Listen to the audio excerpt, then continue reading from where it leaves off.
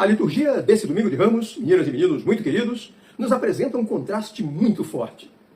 Jesus é recebido pelo povo, aclamado em triunfo, com festa. E dias depois, Jesus é crucificado. E isso é um sinal da nossa esperança. Um amor maior me tocou. No Evangelho da Procissão de Ramos, Jesus é aclamado pelo povo, entra triunfante em Jerusalém e anda montando um jumentinho.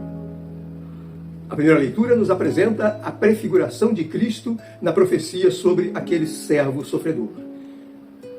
Já Paulo nos mostra a obediência e a humildade de Cristo, que, apesar de ser Deus, se entrega à humilhação e à morte apenas para nos salvar. E o Evangelho nos mostra detalhadamente como se deu tudo isso. Ouçamos atentos e em oração a liturgia desse domingo de Ramos. Leitura do livro do profeta Isaías.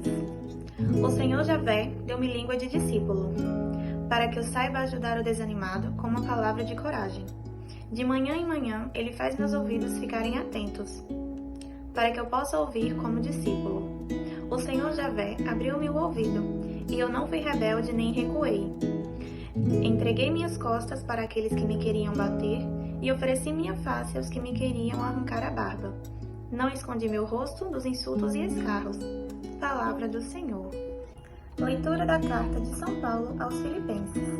Jesus Cristo, existindo em condição divina, não fez de si igual a Deus uma usurpação, mas ele escravizou-se de si mesmo, assumindo a condição de escravo e tornando-se igual aos homens. Encontrado com aspecto humano, humilhou-se a si mesmo, fazendo-se obediente até a morte, e morte de cruz. Por isso, Deus o exaltou acima de tudo e lhe deu o nome que está acima de todo o nome. Assim, ao nome de Jesus, todo joelho se dobre, no céu, na terra e abaixo da terra, e toda a língua proclame: Jesus Cristo é o Senhor, para a glória de Deus Pai. Palavra do Senhor. Paixão de Nosso Senhor Jesus Cristo, segundo Lucas. Naquele tempo, toda a multidão se levantou e levou Jesus a Pilatos. Começaram então a acusá-lo, dizendo: Achamos este homem fazendo subversão entre o nosso povo, proibindo pagar impostos a César e afirmando ser ele mesmo Cristo, o rei. Pilatos o interrogou. Tu és o rei dos judeus? Jesus respondeu declarando: Tu o dizes. Então Pilatos disse aos sumos sacerdotes e à multidão: Não encontro neste homem nenhum crime. Eles, porém, insistiam. Ele agita o povo, ensinando por toda a Judéia, desde a Galileia, onde começou, até aqui. Quando ouviu isto, Pilatos perguntou. Este homem é galileu? Ao saber que Jesus estava sob a autoridade de Herodes, Pilatos enviou-o a este, pois também Herodes estava em Jerusalém naqueles dias. Herodes ficou muito contente ao ver Jesus, pois havia muito tempo desejava vê-lo. Já ouvira falar a seu respeito e esperava vê-lo fazer algum milagre. Ele o interrogou com muitas perguntas. Jesus, porém, nada lhe respondeu. Os sumos sacerdotes e os mestres da lei estavam presentes e o acusavam com insistência. Herodes, com seus soldados, tratou Jesus com desprezo, zombou dele, vestiu-o com uma roupa vistosa e mandou-o de volta a Pilatos. Naquele dia, Herodes e Pilatos ficaram amigos, um do outro, pois antes eram inimigos.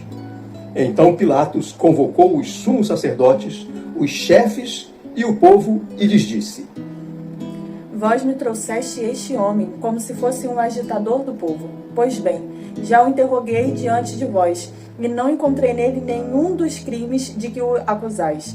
Nem Herodes, pois o mandou de volta para nós. Como podeis ver, ele nada fez para merecer a morte. Portanto, vou castigá-lo e o soltarei. Toda a multidão começou a gritar: Fora com ele, solta-nos Barrabás. Barrabás tinha sido preso por causa de uma revolta na cidade e por homicídio. Pilatos falou outra vez à multidão, pois queria libertar Jesus, mas eles gritaram: Crucifica-o, crucifica-o. E Pilatos falou pela terceira vez: Que mal fez este homem? Não encontrei nele nenhum crime que mereça a morte. Portanto, vou castigá-lo e o soltarei. Eles, porém, continuaram a gritar com toda a força, pedindo que fosse crucificado. E a gritaria deles aumentava sempre mais. Então Pilatos decidiu que fosse feito o que eles pediam. Soltou o homem que eles queriam, aquele que fora preso por revolta e homicídio, e entregou Jesus à vontade deles.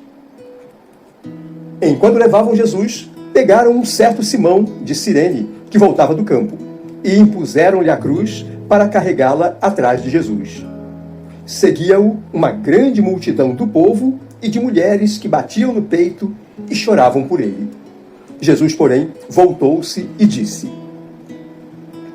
Filhas de Jerusalém, não choreis por mim. Chorai por vós mesmas e por vossos filhos, porque dias virão em que se dirá: felizes as mulheres que nunca tiveram filhos, os ventres que nunca deram à luz e os seios que nunca amamentaram. Então começarão a pedir às montanhas: cai sobre nós, e às colinas: escondei-nos, porque se fazem assim com a árvore verde, o que não farão com a árvore seca. Levavam também outros 2 malfeitores para serem mortos junto com Jesus. Quando chegaram ao lugar chamado Calvário, ali crucificaram Jesus e os malfeitores, um à sua direita e o outro à sua esquerda. Jesus dizia: Pai, perdoa-lhes, eles não sabem o que fazem. Depois fizeram um sorteio, repartindo entre si as roupas de Jesus. O povo permanecia lá, olhando, e até os chefes zombavam, dizendo: A outros ele salvou. Salve-se a si mesmo, se de fato é o Cristo de Deus, o escolhido. Os soldados também caçoavam dele. Aproximavam-se, ofereciam-lhe vinagre e diziam: Se és o rei dos judeus, salva-te a ti mesmo. Acima deles havia um letreiro: Este é o rei dos judeus. Um dos malfeitores crucificados o insultava, dizendo: Tu não és o Cristo? Salva-te a ti mesmo e a nós. Mas o outro o repreendeu, dizendo: Nem sequer temes a Deus, tu que sofres a mesma condenação? Para nós é justo, porque estamos recebendo o que merecemos, mas ele não fez nada de mal. E acrescentou: Jesus, lembra-te de mim quando entrares no teu reinado. Jesus lhe respondeu: Em verdade eu te digo, ainda hoje estarás comigo no paraíso. Já era mais ou menos meio-dia e uma escuridão cobriu toda a terra até às 3 horas da tarde, pois o sol parou de brilhar. A cortina do santuário rasgou-se pelo meio. Jesus deu um forte grito: Pai, em tuas mãos entrego o meu espírito. Dizendo isso, expirou.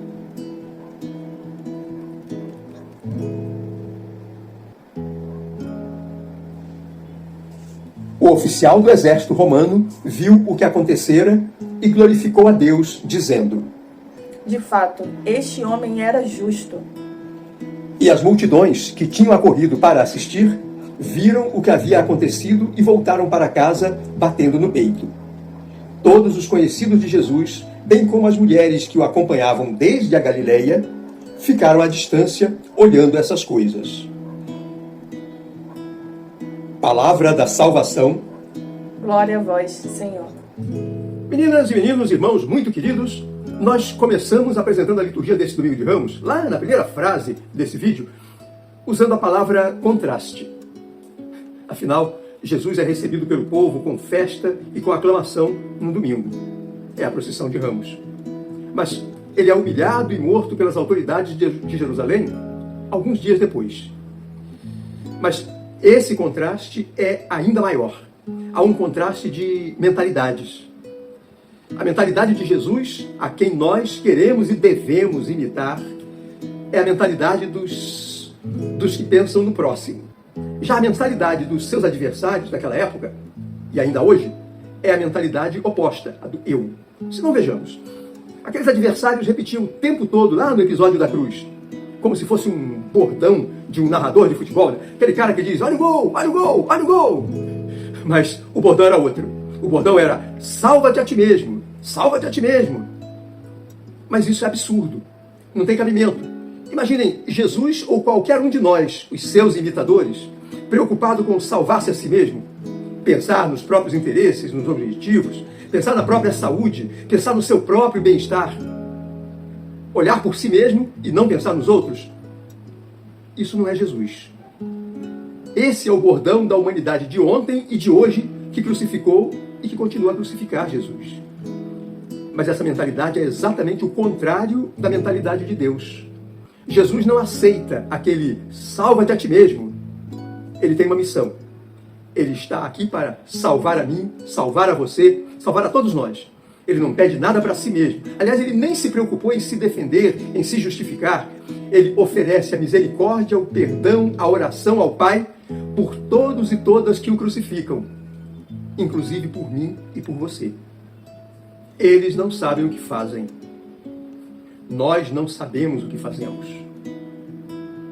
Nós temos o hábito de gostar muito do lado bonito da história, onde tem sorriso, onde tem flores, né? Mas a liturgia de hoje é exigente. Se nós terminarmos este domingo sentindo a tristeza e até uma certa vontade de chorar por causa do sofrimento de Jesus, acreditem, meus irmãos, minhas irmãs, isso será muito pouco. Nós precisamos nos transformar. Nós precisamos perceber que, embora não estivéssemos lá, naquela Jerusalém da crucificação, nós ainda hoje, ainda aqui onde nós estamos, nós usamos a mentalidade do eu. Se nós usamos essa mentalidade do eu, do pensar em si mesmo e não nos outros, nós estamos repetindo e praticando o bordão dos crucificadores. E estamos crucificando. Precisamos ser imitadores de Cristo. Precisamos recusar todas as tentações do demônio que nos quer como crucificadores e repetidores do bordão do eu, do pensar em si mesmo. É nesse sentido que as palavras do Papa Francisco são um conforto para cada um e para cada uma de nós. Eu lerei para vocês.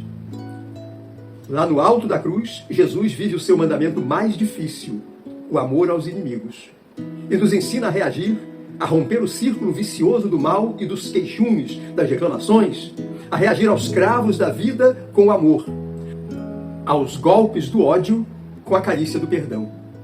Jesus nunca se cansa de perdoar. Somos nós que cansamos de lhe pedir perdão. Nesta semana, abramos-nos à certeza de que Deus pode perdoar todo o pecado. Coragem! Caminhemos para a Páscoa com o seu perdão. Perdoa-lhes, Pai, porque não sabem o que fazem. Essas palavras do Papa Francisco são um alento, um acalento, um carinho, porque elas nos mostram que nós, que na nossa imperfeição, de quando em quando somos capazes de ser crucificadores do Cristo, nós temos chance. Temos que confiar muito na misericórdia, no amor e no perdão do Pai.